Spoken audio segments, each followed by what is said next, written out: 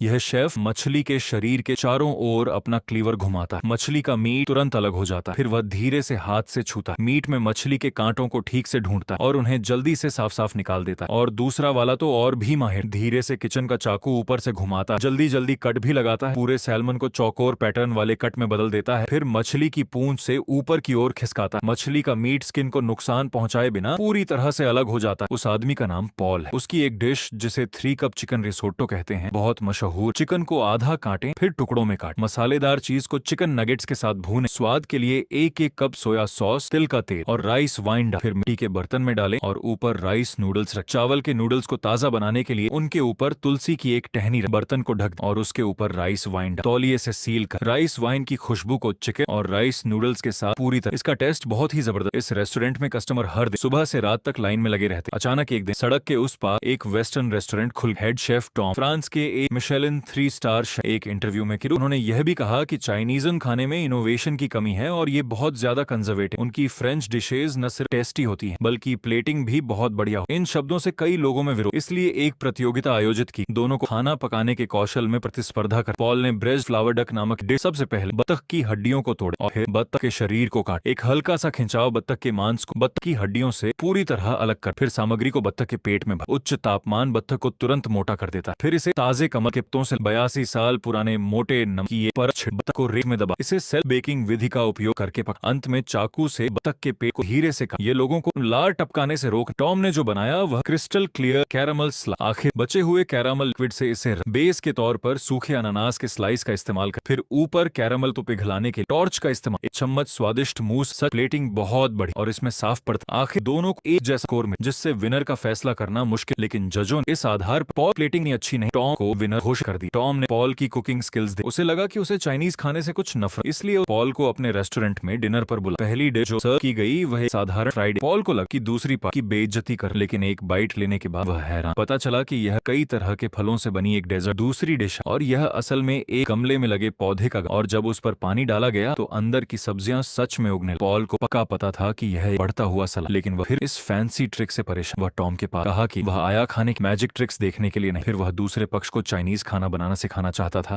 5 wagyu beef का एक टुकड़ा निकाल, स्ट्रिप्स में काट, लोहे की प्लेट पर हरे प्याज को खुशबू आने तक स्टिर फ्राई, फिर वाग्यू बीफ डाला और स्टिर फ्राई करते रहे। सबसे सही समय पर इसे पैन से निकाल। टॉम ने एक बाइट, ये सच में नरम, जूसी और नाजुक टेक्सचर। वह इसके टेस्ट से हैरान।